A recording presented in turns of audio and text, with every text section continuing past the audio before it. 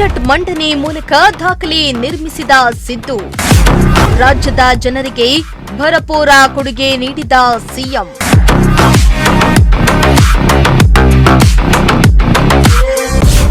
ಯಾವ್ಯಾವ ಇಲಾಖೆಗೆ ಎಷ್ಟೆಷ್ಟು ಅನುದಾನ ಸಿಕ್ತು? ಬಜೆಟ್ನಲ್ಲಿ ಹೊಸ ಯೋಜನೆಗಳ ಘೋಷಣೆಯಾಗಿದ್ಯಾ?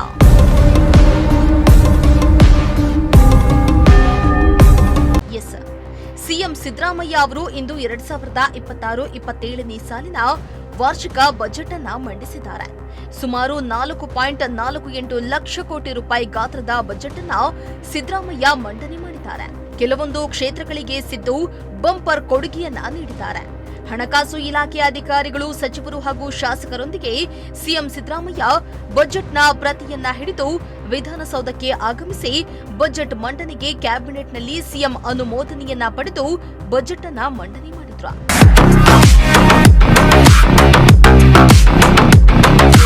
ಇನ್ನು ಸಿದ್ದರಾಮಯ್ಯ ಅವರ ಈ ಬಜೆಟ್ನಲ್ಲಿ ಶಿಕ್ಷಣಕ್ಕೆ ಹೆಚ್ಚಿನ ಆದ್ಯತೆಯನ್ನ ನೀಡಲಾಗಿದ್ದು, ರಾಜ್ಯದ ಇತಿಹಾಸದಲ್ಲಿಯೇ ಮೊದಲ ಬಾರಿಗೆ ಶಿಕ್ಷಣಕ್ಕೆ ಹೆಚ್ಚಿನ ಮೀಸಲನ್ನ ಸಿಎಂ ನೀಡಿದ್ದಾರೆ. ಈ ಬಾರಿ ಬಜೆಟ್ನಲ್ಲಿ 800 ಕೆಪಿಎಸ್ ಶಾಲೆಗಳ ಸ್ಥಾಪನೆ ಮತ್ತು 15,000 ಶಿಕ್ಷಕರ ನೇಮಕಾತಿಗೆ ಒತ್ತನ್ನ ನೀಡಲಾಗಿದೆ. ಮಕ್ಕಳ ಭವಿಷ್ಯದ ಹಿತದೃಷ್ಟಿಯನ್ನ ಗಮನದಲ್ಲಿಟ್ಟುಕೊಂಡು ಸಿದ್ದು ಮಹತ್ವದ ಆದೇಶವೊಂದನ್ನ ಈ ಬಜೆಟ್ನಲ್ಲಿ ಹೊರಡಿಸಲಾಗಿದ್ದು, ಇನ್ಮುಂದೆ 16 ವರ್ಷದ ಒಳಗಿನ ಮಕ್ಕಳಿಗೆ ಸೋಷಿಯಲ್ ಮೀಡಿಯಾ ಬ್ಯಾನ್ ಮಾಡಲಾಗಿದೆ. ಮಕ್ಕಳ ಫೇಸ್ಬುಕ್, ಇನ್ಸ್ಟಾ, ಯೂಟ್ಯೂಬ್ ಬಳಕೆಗೆ ನಿರ್ಬಂಧ ಹೇರಲಾಗಿದೆ.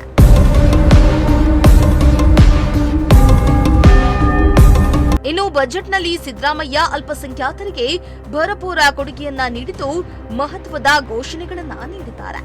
ಸಂವಿಧಾನ ಶಿಲ್ಪಿ ಡಾಕ್ಟರ್ ಬಾಬಾ ಸಾಹೇಬ್ ಅಂಬೇಡ್ಕರ್ ಹಾಗೂ ಇತರೆ ಸಮಾಜ ಸುಧಾರಕರ ಪುಸ್ತಕಗಳನ್ನ ಉರ್ದು ಭಾಷೆಯಲ್ಲಿ ಅನುಮೋದಿಸಲಾಗುವುದು. ವಫ್ ಸಂಸ್ಥೆಯಲ್ಲಿನ 31 ಮಹಿಳಾ ಪಿಯು ಕಾಲೇಜುಗಳನ್ನ ಪದವಿ ಕಾಲೇಜುಗಳನ್ನಾಗಿ ಉನ್ನತೀಕರಿಸಲು ಅನುದಾನ ಬಿಡುಗಡೆ ಮಾಡಿದ್ದಾರೆ. ಅಲ್ಲದೆ ಅಲ್ಪಸಂಖ್ಯಾತರ ನಿರುದ್ಯೋಗಿಗಳಿಗೆ 3 ಲಕ್ಷದವರೆಗೆ ಸಹಾಯಧನ ನೀಡಲು ಬಜೆಟ್ನಲ್ಲಿ ನಿರ್ಧರಿಸಲಾಗಿದೆ. ಇತ್ತ ಅಡಿಕೆ ಬೆಳೆಗಾರರು ಹಾಗೂ ತೆಂಗು ಬೆಳೆಗಾರರಿಗೆ ಸಿದ್ದು ಗುಡ್ ನ್ಯೂಸ್ ಅನ್ನ ನೀಡಿದ್ದು, ಎಲೆ ಚುಕ್ಕಿ, ಹಳದಿ ಎಲೆ ಹಾಗೂ ಕೊಳೆ ರೋಗಗಳನ್ನ ನಿಯಂತ್ರಿಸುವ ಸಲುವಾಗಿ 10 ಕೋಟಿ ಅನುದಾನವನ್ನ ಬಜೆಟ್ನಲ್ಲಿ ಮೀಸಲಿಡಲಾಗಿದೆ. ಬಿಪಿಎಲ್ ಕಾರ್ಡ್ದಾರರಿಗೆ ಬಂಪರ್ ಕೊಡುಗೆ ನೀಡಿದ ಸಿದ್ದು.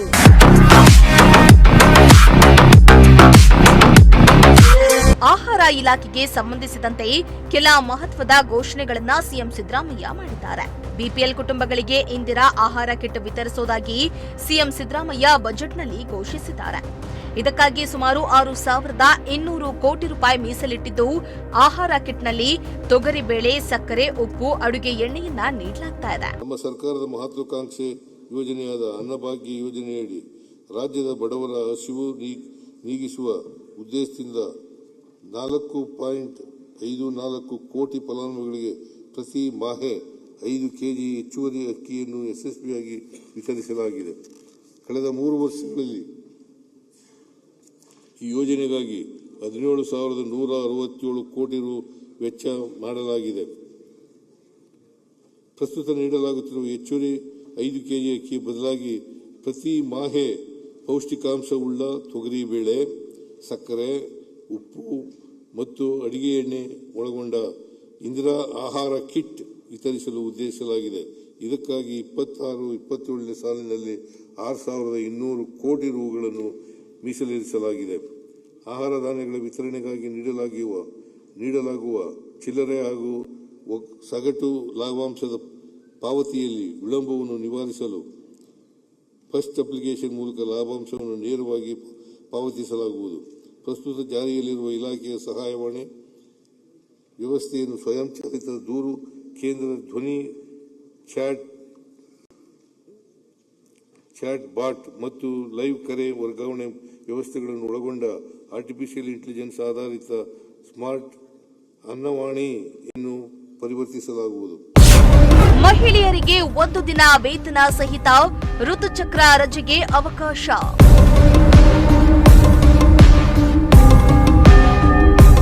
ಇನ್ನು ಸಿಎಂ ಸಿದ್ದರಾಮಯ್ಯ ಮಹಿಳೆಯರಿಗೆ ಶುಭ ಸುದ್ದಿಯನ್ನ ನೀಡಿದ್ದು, ಮಹಿಳೆಯರಿಗೆ 1 ದಿನ ವೇತನ ಸಹಿತ ಋತುಚಕ್ರ ರಜೆಗೆ ಬಜೆಟ್ನಲ್ಲಿ ಅನುಮೋದನೆಯನ್ನ ನೀಡಲಾಗಿದೆ. ಅಲ್ಲದೆ ಸಾರಿಗೆ ನೌಕರರಿಗೂ ಸಿದ್ದು ಗುಡ್ ನ್ಯೂಸ್ ಅನ್ನ ನೀಡಿದ್ದು, ವೇತನ ಪರಿಷ್ಕರಣೆ ಮಾಡುವುದಾಗಿ ಬಜೆಟ್ನಲ್ಲಿ ಘೋಷಣೆ ಮಾಡಿದ್ದಾರೆ. ರಾಜ್ಯದಲ್ಲಿನ ಸರ್ಕಾರಿ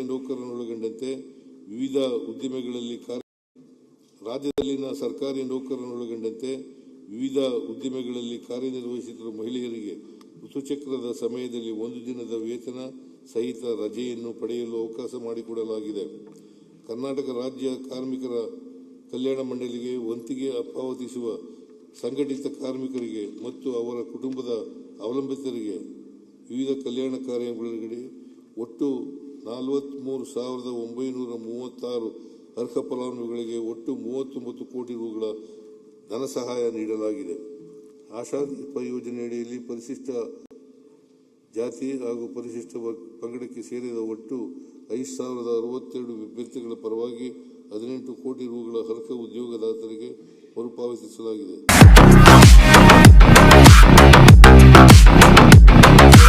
ಇತ್ತ ಮದ್ಯಪ್ರಿಯರಿಗೆ ಸಿದ್ದು ಬ್ಯಾಡ್ ನ್ಯೂಸ್ ಅನ್ನ ಕೊಟ್ಟಿದ್ದು, ಹಂತ ಹಂತವಾಗಿ ಮದ್ಯದ ದರವನ್ನ ಏರಿಸಲು ಸಿದ್ದರಾಮಯ್ಯ ನಿರ್ಧರಿಸಿದ್ದು, ಇನ್ನು ಮುಂದೆ ಮದ್ಯದ ದರ ಮತ್ತಷ್ಟು ದುಬಾರಿಯಾಗುವ ನಿರೀಕ್ಷೆ ಇದೆ ಎನ್ನಲಾಗ್ತಾ ಇದೆ. ಒಟ್ನಲ್ಲಿ ಕೆಲವು ಕ್ಷೇತ್ರಗಳಿಗೆ ಸಿದ್ದು ಬಂಪರ್ ಆಫರ್ ಅನ್ನ ಘೋಷಣೆ ಮಾಡಿದ್ರೆ, ಇನ್ನು ಕೆಲವು ಕ್ಷೇತ್ರಗಳಿಗೆ ಅನುದಾನ ನೀಡದೇ ಇದ್ದು, ಸಿದ್ದರಾಮಯ್ಯ ಬಜೆಟ್ ಅನ್ನ ವಿಪಕ್ಷಗಳು ಟೀಕೆ ಮಾಡಿದ್ದು, ಜನ ವಿರೋಧಿ ಬಜೆಟ್ ಎಂದು ಕಿಡಿಕಾರಿದ್ರು. Bureau report, Prajashakti TV.